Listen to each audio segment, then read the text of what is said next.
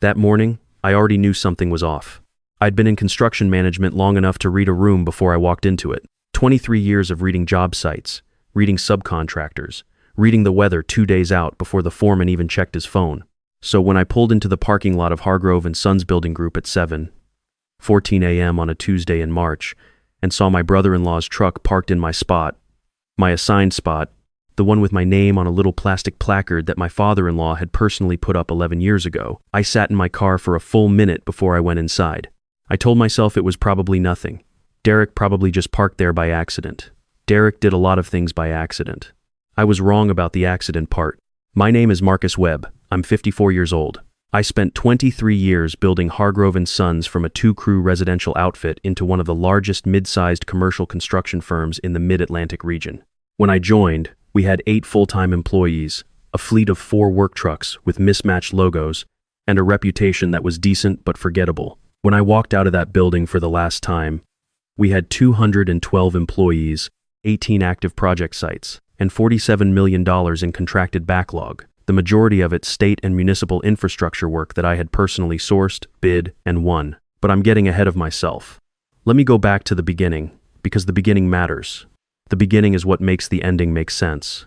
I met my wife, Sandra, in the fall of 2001. She was working front office for a mid-sized architecture firm in Baltimore. I was a project manager at a general contractor 2 blocks away. We met at a sandwich place on Charles Street, argued about whether the Orioles had any realistic hope for the following season. They did not, and were engaged 14 months later. Her father, Gerald Hargrove, owned the construction company. He had founded it in 1987 with his own father, who passed away in 1999. By the time I came into the picture, Gerald was running it alone, doing mostly residential additions and small commercial fit-outs. Gerald was a good man. I want to be clear about that, because what happened later doesn't erase what came before. In the early years, he was a genuine mentor.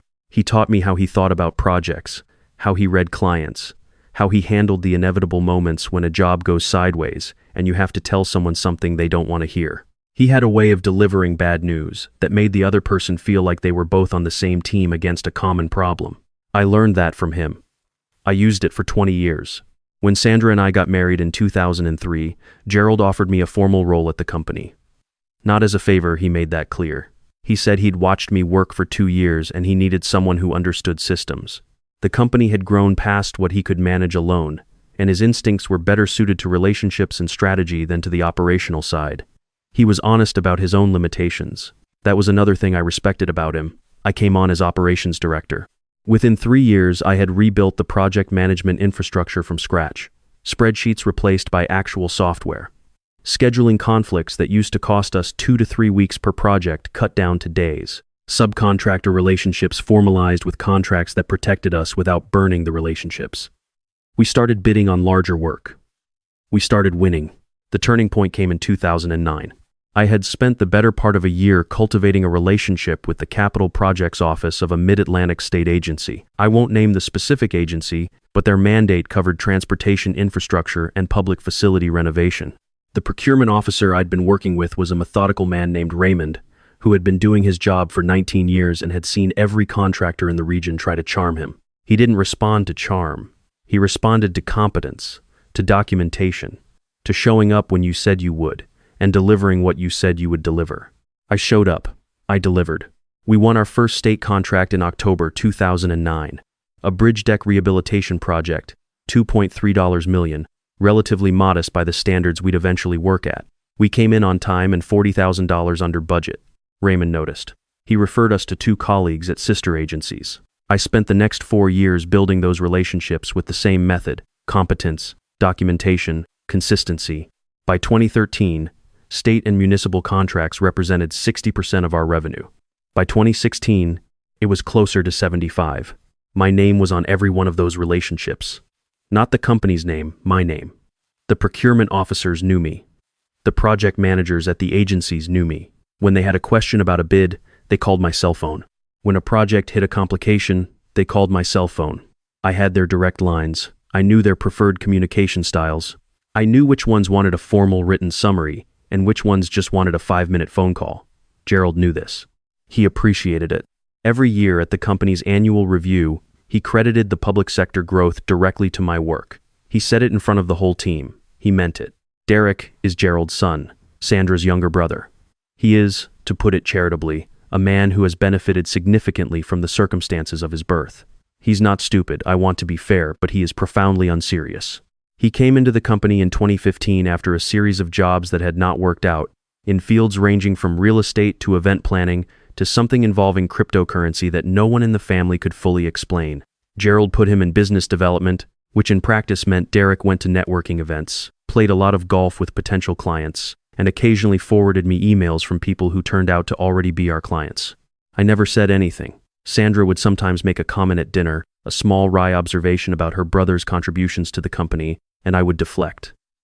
Gerald loved his son. The situation was what it was. As long as Derek stayed in his lane and I stayed in mine, the company ran fine. Then Gerald had his first health scare in the spring of 2021. Nothing catastrophic, his cardiologist called it a warning. He needed to slow down, reduce stress, think about succession. He was 68. He had built something real and he wanted it to continue. I assumed, without ever stating it explicitly, that the succession conversation would involve me in a central role. Not ownership, I had never expected ownership, but operational leadership. CEO or president in title, with Gerald stepping into a chairman role. It seemed like the natural continuation of what had already been happening for a decade. I was running the company. The title would just catch up to the reality. I did not have that conversation with Gerald directly. That was my mistake. I operated on assumption instead of clarity, and I have thought about that many times since. What I did not know, what nobody told me, was that Gerald had been having a different set of conversations with Derek. Separately. Quietly. The Tuesday in March when I found Derek's truck in my spot was the day those conversations became a policy. Gerald called a company meeting at 9 a.m., the whole team, all 4 of our project managers, our estimating department, our field supervisors who happened to be in the office, our administrative staff. 26 people in the main conference room, some of them standing along the walls. I stood near the back. I thought it was going to be an announcement about a new contract, maybe an expansion. Gerald stood at the front of the room and he looked older than I had seen him look in years. He thanked everyone for their work. He talked about the company's history. He talked about the future. And then he said that effective immediately, Derek would be assuming the role of Chief Executive Officer, with full operational authority over all divisions. He did not look at me when he said it. The room was very quiet. I have been in a lot of difficult moments in my professional life. I have told clients their buildings had structural problems discovered mid-construction.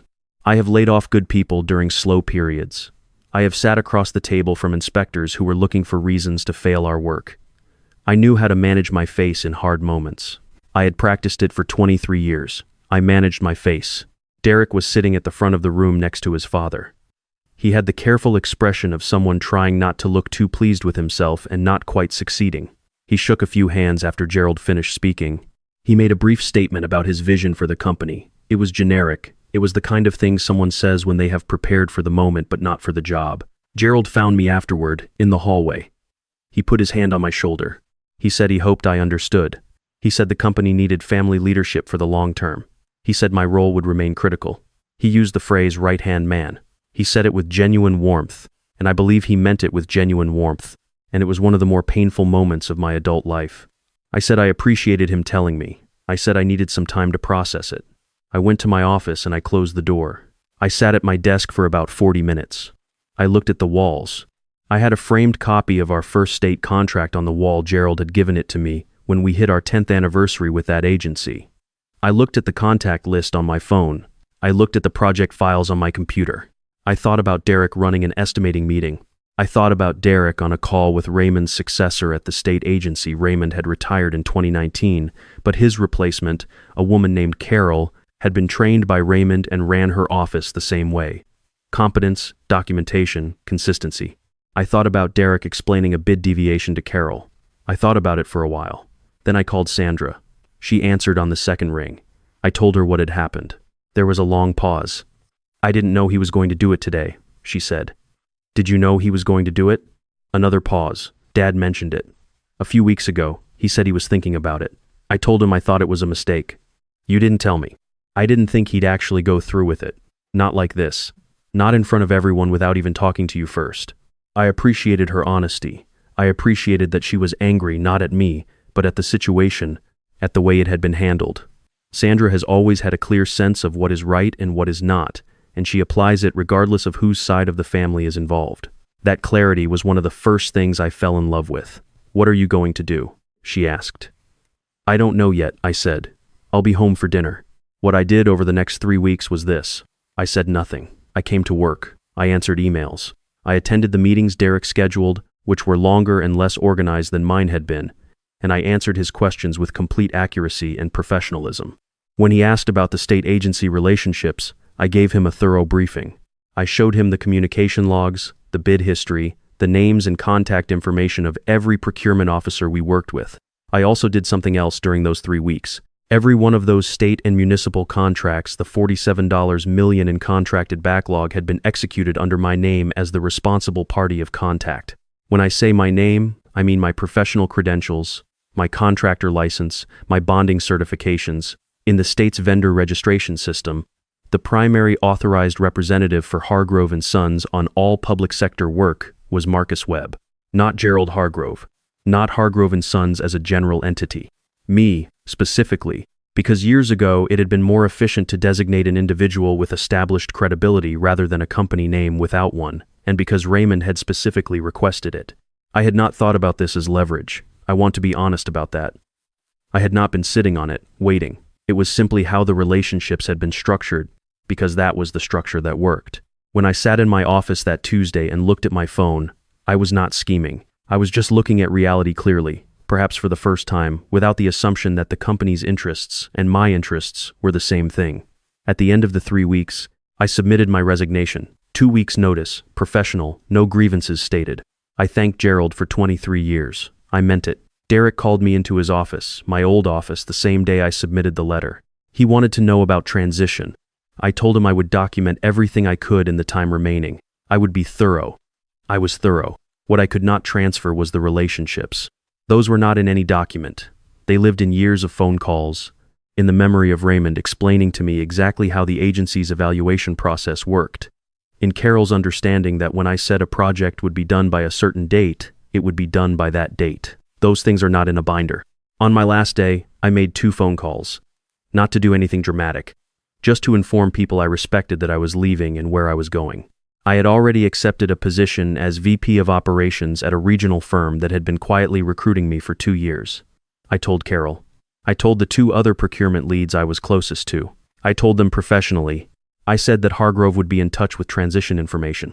Carol said she was sorry to hear it. She said she hoped the new arrangement would maintain the standards she was accustomed to. She said it in a very measured, professional way that conveyed exactly what she meant. Within 60 days of my departure, 2 of the 3 major state agency relationships had gone quiet on Hargrove. Not terminated procurement relationships don't terminate overnight. They just go quiet. Bids that would have been invited were not invited. Renewals that would have been routine were put under extended review. The company that had built 75% of its revenue on public sector work found that public sector work was suddenly less accessible than it had been. I heard this through Sandra, who heard it through Gerald. I did not take pleasure in the details exactly, but I will say this. There is a particular feeling that comes when 23 years of work is finally visible in its absence. When the thing you built is no longer invisible infrastructure, but suddenly, obviously, the only thing that had been holding a structure up. I had spent 2 decades being the right-hand man, the operations guy, the one who made things run. I had been so embedded in the function that I had become part of the furniture. When the furniture left, the room didn't work the same way. I heard from Gerald once, about 4 months after I left. He called on a Sunday afternoon. He sounded tired. He asked how I was doing. I told him I was well, which was true. He said the company was going through some changes. He said he hoped there were no hard feelings. I told him, honestly, that I had none toward him. I said I understood the instinct to want family continuity. I understood it, even if I thought the execution had been handled badly. He said he wished things had gone differently. I said I did too. We didn't speak again after that. Sandra maintains a careful, limited relationship with her father and brother. She goes to family events.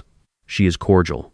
She does not pretend that what happened was acceptable, and her family knows it, and no one pushes the issue. That is its own kind of resolution. Here is what I know now that I wish I had understood better when I was 35 and ambitious and grateful just to be in the room. Your value is not the same as your title. I had operated for years as though the company's success was my validation. as though building something great on someone else's foundation was the same as being secure. It is not. The foundation always belongs to whoever owns the deed. Your relationships are yours. Not because you took them, I didn't take anything. I simply existed as the person those relationships were with. When I left, they came with me the way your shadow comes with you. That is not leverage in the malicious sense. It is just reality. Know what your relationships are. Know whose names are actually on the trust. Know your leverage before you need it. I was fortunate that my leverage was structural, built into the legal framework of how the contracts were set up. Most people's leverage is less formal and more fragile. It can be documented away, transferred, trained into someone new. The time to understand what you actually own is when you're building it, not when someone is handing your office key to someone else. And finally, and I mean this with complete sincerity, find the people in your life who apply their sense of right and wrong regardless of which side of the family it falls on. I have one of those. She has been next to me through all of it.